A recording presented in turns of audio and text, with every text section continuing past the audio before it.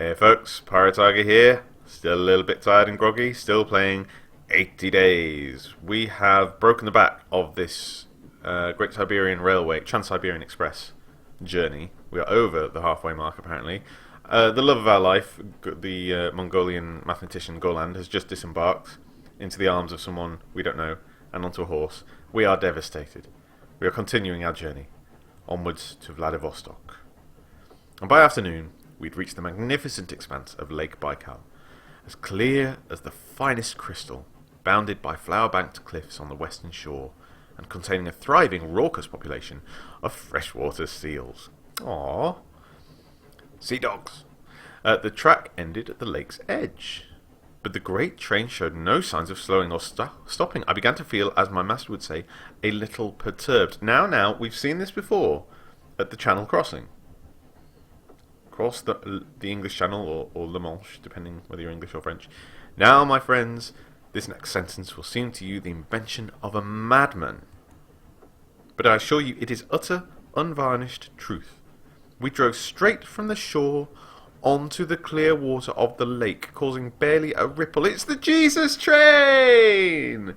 It's the Starlight Express! I think I can, I know I can, I think I can, I think I can, I think I can. I looked out of the compartment window and saw the wheels pulled up, and zut alors, the train was hovering in the air through some unseen mechanism.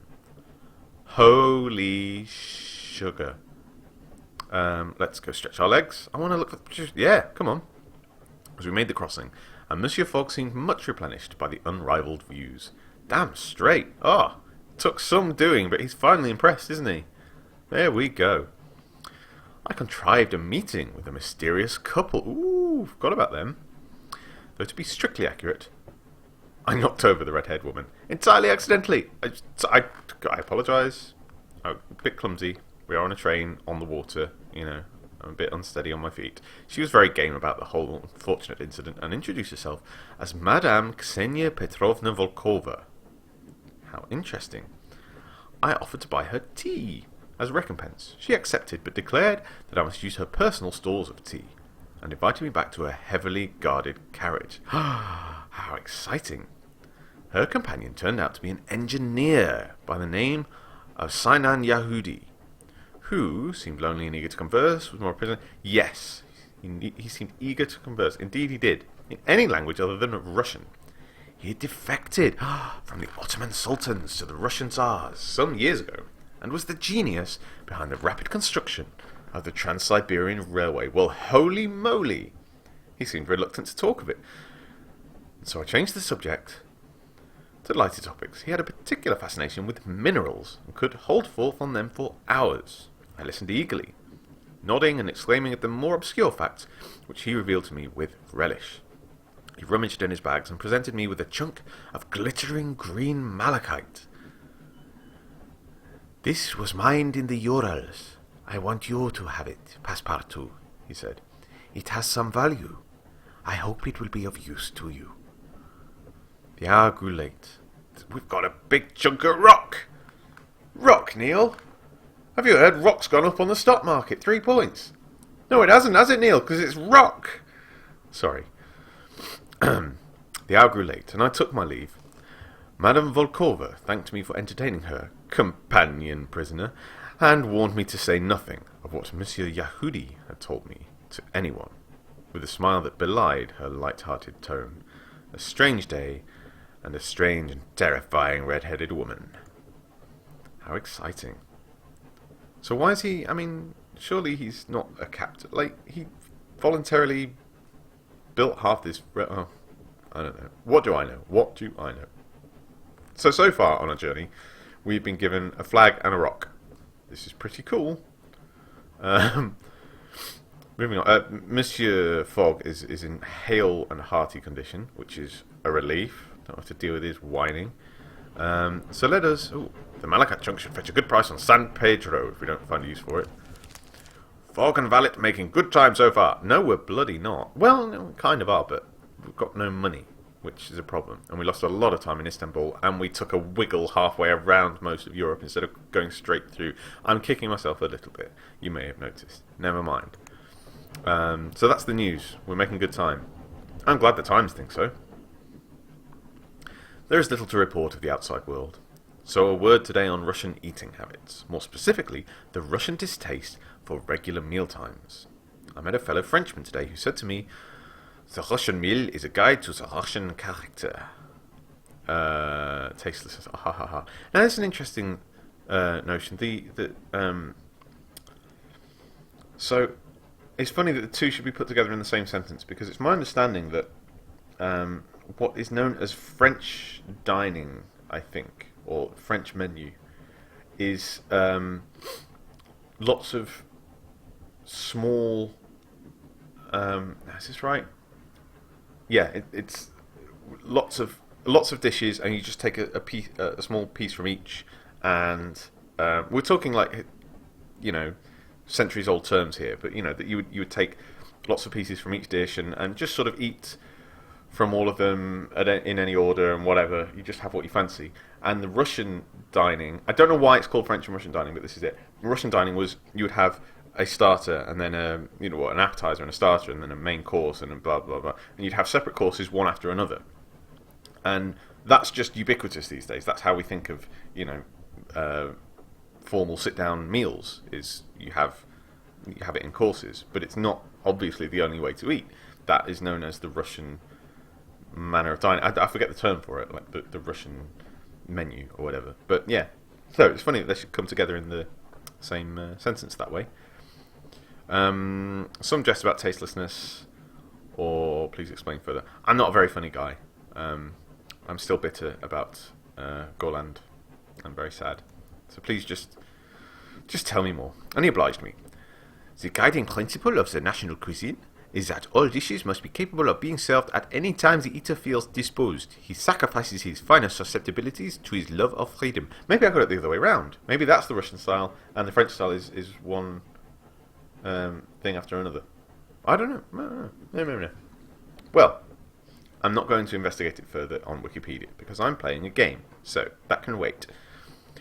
I resolve to keep this thought in mind on future approaches to the dining car. If our locomotive suppers are not triumphs of culinary art, they are at least signal examples of logistical achievement. Well, if nothing else, the Russians can be guaranteed to achieve logistics. My God, I'm tired. Oh, stop whining. You were perfectly happy a moment ago. Odessa drinkers supplied by Europeans? Report. Well, maybe. No, they gave us vodka. God damn it. Don't give me that nonsense. Let's check our luggage. The vodka, yeah, there's the vodka, you see. We pulled into Karimskaya at noon. From Karimskaya, it was possible to branch onto the Chinese Eastern Railway to Beijing. Would it not cost us to do that? I mean, Beijing's cool and all, but we already know how we're getting from Vladivostok to Yokohama, assuming we can suddenly afford it. Beijing would probably be great for trade and such, and I dare say there's a lot going on there. But listen, time.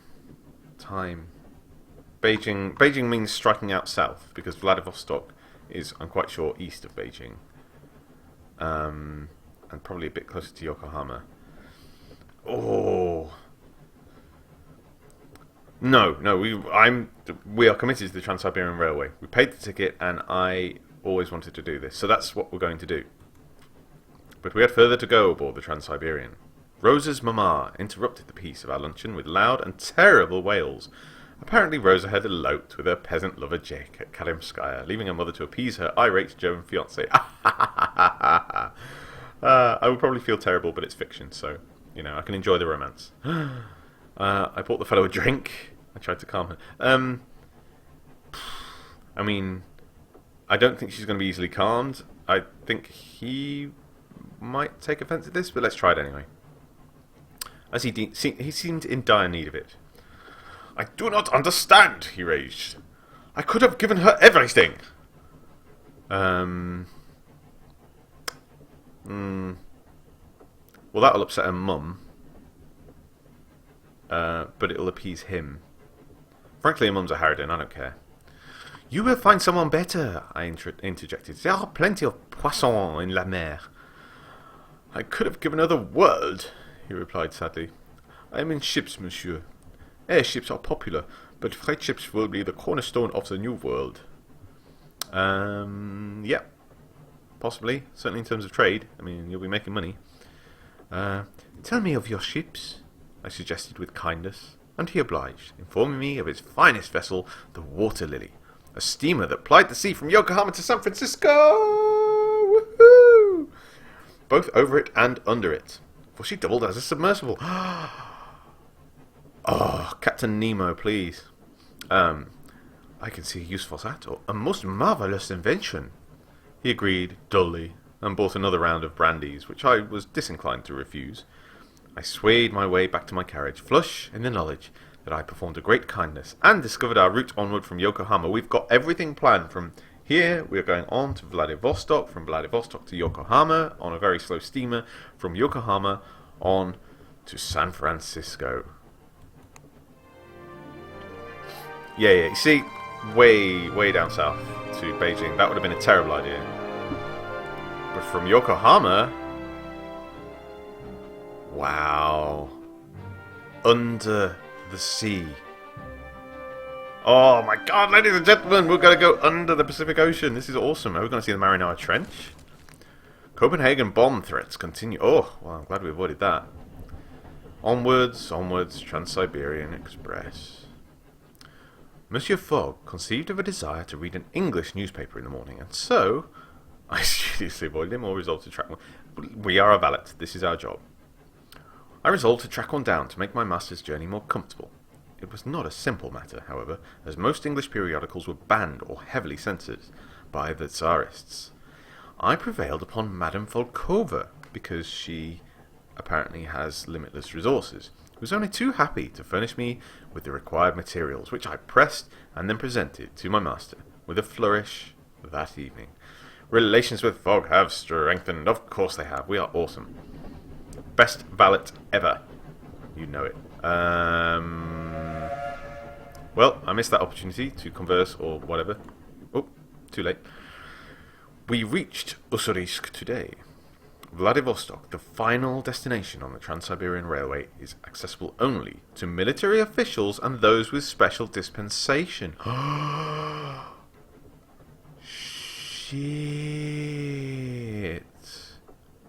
We've got to go there. We're not disembarking here.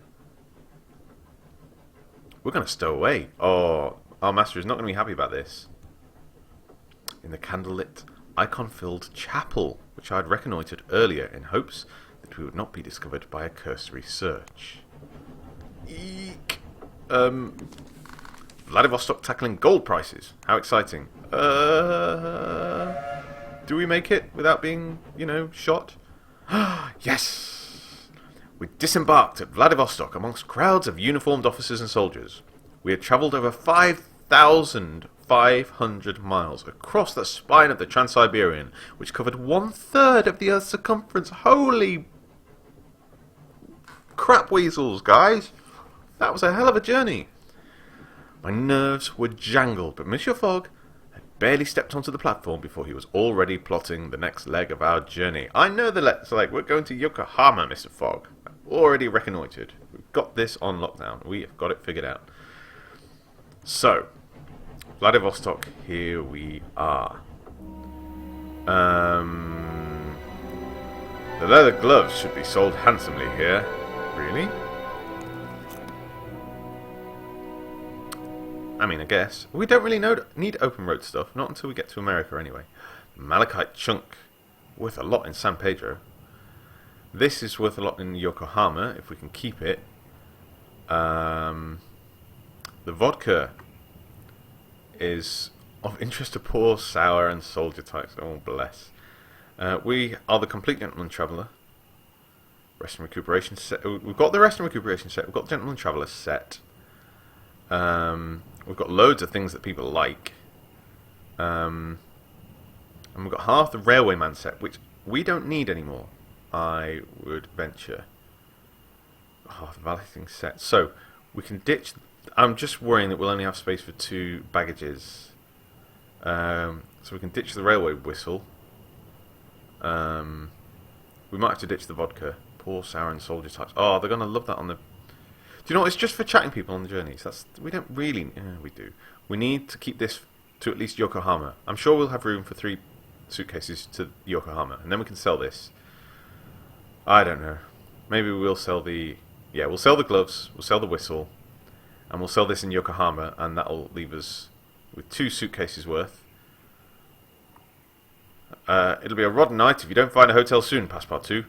Someone very kindly mentioned in the comments, I've been reading them while I was away, but not actually replying to them very much. So thank you for those who have been able to provide tips. Apparently we don't need to go to the hotel.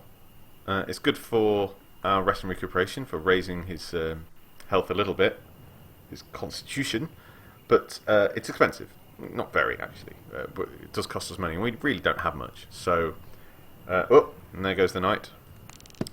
Yeah. Oh, God, he doesn't like that, does he? The hotel was too expensive. We had no option but to curl up in a shady spot under a tree like wild dogs and try our luck outside. Halfway through the night, we were accosted by a miserable and hungry individual. I bid them join us. Oh, look at that. And they lay down gratefully in our heap, sharing a little much-needed warmth. Relations have deteriorated slightly, but it's good for our health. Well, that's interesting. What a clever little trade there. First of all, let's explore. Yes, we're not going back that way, so maybe that was a wasted effort. Back to Pyongyang and Beijing. Well, fine. Not worth it. The military port of Vladivostok looked out over the calm black water of the Sea of Japan, and was populated largely by sailors of the Far East Fleet, and a mix of Chinese, Korean, and Russian residents. I could visit Matryoshkaya Sloboda, the sailor town, or, curious about the foreign... Let us do that. We have vodka. A hastily constructed set of low buildings sprawling out from the harbour. Matryoshkaya Sloboda. Sailors drank lemon tea or vodka in every doorway and talked only of one thing, the possibility of war with Japan. Oh. A young man was for drink or a female communications officer. Well, we have vodka, which would loosen his lips, I'm sure, but she probably has more information. And I don't really want to talk to a drunk. So, who sighed heavily? It is the It is the railway. Japan fears how close Moscow has become. Is Japan right to be afraid? Or the whole world is growing smaller, it must be said, I observed. Yes, just so. Britain and France have their empires in Indochina, and the Tsar is looking eastwards as well. After all, on a clear day you can almost see the shores of Japan from here. A sobering thought. The hour was getting late by the time I made it back to my hotel, but my adventure here was far from over. An imposing Imperial Army officer accosted me in reception and subjected me to a thorough search. I mean, I object somewhat, and he threw me to the floor and then studiously went through our cases and my pockets anyway, although of course he found nothing seditious. Vladivostok is a closed port, he declared. You will be held while a decision is taken in your case. A decision? A case? What? I could bluster my way through in Japan. He doesn't seem very pliable, I'll give you that. I mean, yeah, let's have a break. Whoa, many days. Whoa, 72 health. We lost several days. Oh, Shazbot. Frank, what happened? It's just like Istanbul all over again. It was time for my soul to catch up with the fray. And so it was that we came to spend 4 nights in a Russian military jail. God and Bennett. Not an experience I would recommend even for the hardiest of travellers. When we were finally released, it was without much discussion. We were pointed to the docks and told to leave, and quickly. Relations with Fogg have deteriorated. I'm sorry, Fogg. What do you expect me to do? We've only visited 8 cities in this whole game so far. Travelled over 8,000 miles. Obviously favourite transport is trains. Although we've gone plenty by sea. A little by air. That was fun. We are polished still. We are flamboyant. We're a sound valet. But our relations are comfortable. That's the main thing. I just wanted to check that. That's good. That's good. So, we've made good progress. If you look, we've travelled all the way. Oh, what a ridiculous wiggle. Boop-a-doop-a-doo. And then all the way across the Trans-Siberian. And we are now at Vladivostok. So on to Yokohama, then to San Francisco, and across North America, And finally, the end leg back to London. Well, we can do this, folks. We can do this. I have not given up hope yet. Join me next time as we make our way on to Japan. I'll see you then, folks. Bye!